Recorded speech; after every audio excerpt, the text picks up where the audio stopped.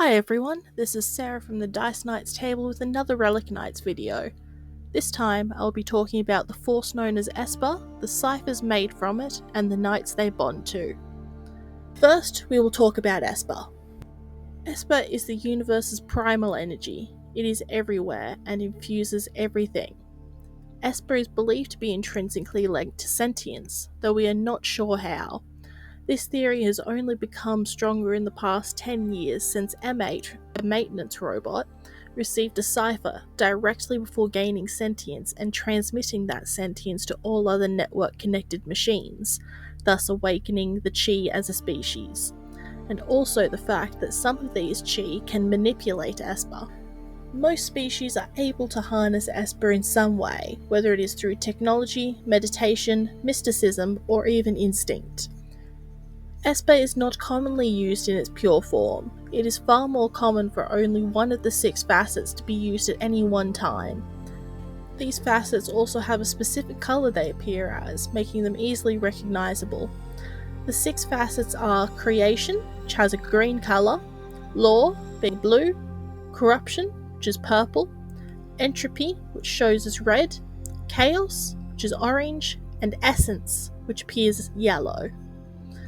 Some people can use 3 of these facets at the same time, and these people are known as prismatics. Rather than a prismatic for every possible combination of 3 facets, there have only been 2 types of prismatics discovered. Radiant, which is attuned to creation, law, and essence, and the typically assumed good side of the Esper wheel, and Void, being chaos, corruption, and entropy.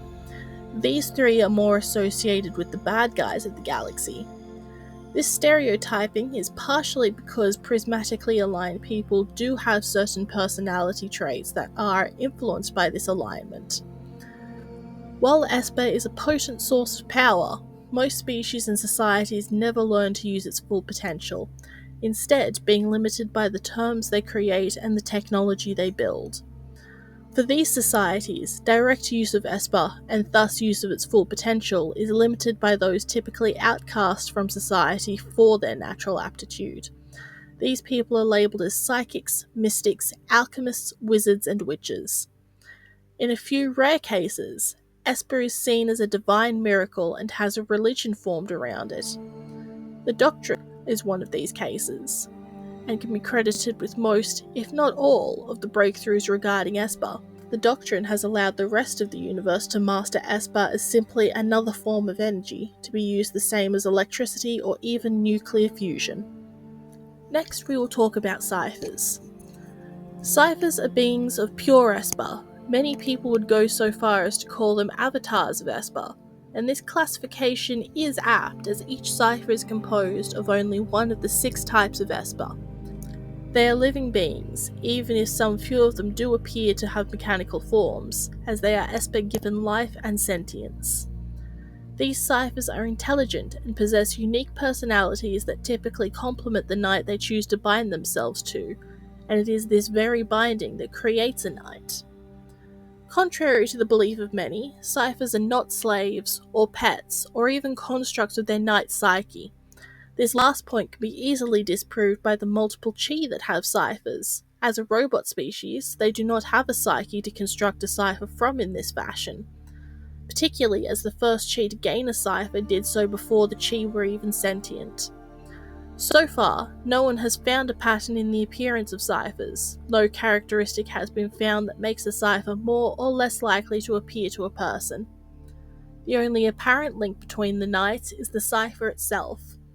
Having a bonded cipher does have a profound effect on the person though, as they enhance the knight's abilities and skills with their own, often in unprecedented ways. One of the few things that is empirically known about the ciphers, however, is that they seem to hold the keys to the mystery of the dark space calamity consuming the universe, and they often lead their knights on quests to reveal the calamity's purpose in enigmatic ways. These quests are also what will eventually lead to a cipher granting their knight a relic. This neatly leads us into the next talking points, being the knights. Knights are seen as heroes or champions by most of the people in the galaxy. They are those few people who have had a Cypher bond to them and thus have become more powerful, more able to channel Esper directly, or simply having their current skills enhanced, causing people to flock to them as a leader. Most knights search for answers to the great mysteries of the universe. Whether they began this search before or after they gained their Cypher does not matter, for their Cypher will take them on quests to learn more. These quests are what made the people title them questing knights. Once a Cypher has decided that a knight has grown enough, whether as a person or in their power levels, the Cypher will grant the knight a powerful construct shaped of pure Esper and given physical form. These artifacts are known as relics, and come in many forms, from great creatures to controllable mecha or even mighty weapons. As you'd expect, the people call these knights Relic Knights, but this does not mean that their quest has ended, for now they are greater beacons of hope, the relic they possess seen as a rallying cry for the people that follow them as well as a target for those that would destroy them. There are knights on both sides of the galactic conflict. Kasaro To, for example, is well known to be the first and currently only one of the No to become a Relic Knight, though there are questing knights scattered throughout their ranks.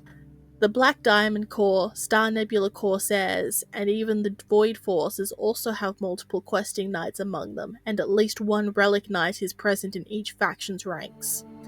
These groups all wish to destroy the galaxy or otherwise sow chaos and discord among the people. Thus, we cannot truly call these knights heroes, despite them all certainly being champions.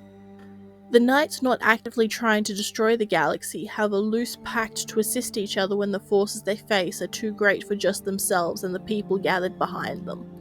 This group has members from more places than most would expect, for not only are the Paladins of the Shattered Sword involved as defenders of the people and members of the Alliance, but there are also racers from the Circe Speed Circuit who desire to live freely within the Alliance and are willing to fight for this right.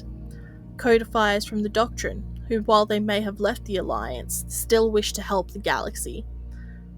The Alliance security forces, who have assembled its force of prismatically aligned people. Even a few of the mercenary forces have knights who will redirect and help for free rather than charging for their services. More surprisingly are the number of Corsairs from the Star Nebula that can be relied upon to assist. And finally, if you're particularly lucky, there are even some members of the Black Diamond Corps who will get in the way of their own corporation if it means helping to save the galaxy. The only groups who have not made an effort to assist in some capacity are the No Empire and the Void themselves, as they are the primary forces attempting to sow death and destruction of the galaxy. These are the knights that represent the universe's last hope, and their actions will either save it or herald the destruction of all things. Finally, I need to bring up avatars.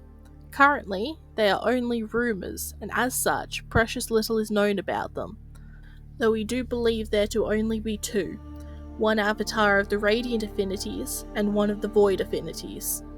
While these avatars don't seem to have a relic or cipher, their connection to the forces they represent makes them as powerful and influential as any Relic Knight would be.